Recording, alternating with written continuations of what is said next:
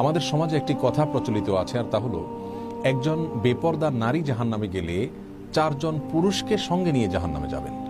আর সে 4 জন পুরুষ হলেন ওই নারীর বাবা, তার স্বামী, তার বড় ছেলে এবং বড় ভাই। আজ আমরা জানার চেষ্টা করব যে কোরআন অথবা হাদিসে এরকম কোনো কথা সত্যি বর্ণিত হয়েছে কিনা। সূরা ফাতিরের 18 নম্বর আয়াতে আমরা দেখতে পাই আল্লাহ সুবহানাহু ওয়া তাআলা ইরশাদ করেছেন, ওয়ালা তাজিরু ওয়াজিরাতুন উযরা উখরা, অর্থাৎ কিয়ামতের দিন কোনো ব্যক্তি অন্য কারোর পাপের বোঝা বহন করবেন না। সূরা নাজমের একটি আয়াতে আল্লাহ সুবহানাহু ওয়া তাআলা ইরশাদ করেছেন, ওয়া আল্লাইসা লিল ইনসানি ইল্লা মা সা, অর্থাৎ একজন ব্যক্তি যা করবেন সেটাই শুধুমাত্র তার উপরে বর্তাবে। আর তিরমিজির একটি বর্ণনা আমরা দেখতে পাই, রাসূল করিম সাল্লাল্লাহু আলাইহি ওয়াসাল্লাম ইরশাদ করেছেন, আলা লা ইয়াজনি জানিন ইল্লা আলা নাফসি, আলা লা ইয়াজনি জান আলা ওয়ালাদিহি ওয়ালা মাউলুদুন আলা ওয়ালিদিহি, যার অর্থ হলো কোনো ব্যক্তি পাপ করলে সে পাপটা তাকেই শুধুমাত্র পাবে, অন্য কাউকে পাবে না। কারোর পাপের বোঝা তার সন্তানরা বহন করতে হবে না, আর কোনো সন্তানের পাপের বোঝাও কোনো মা বাবা বহন করতে হবে না।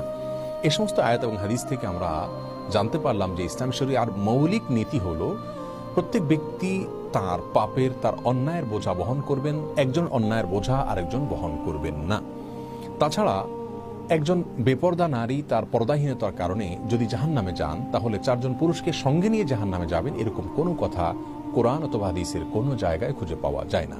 যার কারণে আমরা বলতে পারি যে এটি আমাদের সমাজের প্রচলিত একটি বিষয়, যার কোনো গ্রহণযোগ্য ভিত্তি কোরআন অথবা হাদিস থেকে পাওয়া যায় না। তবে হ্যাঁ, সন্দেহাতীতভাবে প্রত্যেক ব্যক্তিকে আল্লাহ সুবহানাহু ওয়া তাআলা তার অধীনস্থদের সম্পর্কে জিজ্ঞাসাবাদ করবেন। সেখানে নারী, পুরুষ, বাবা, সন্তান সকলেই সমান।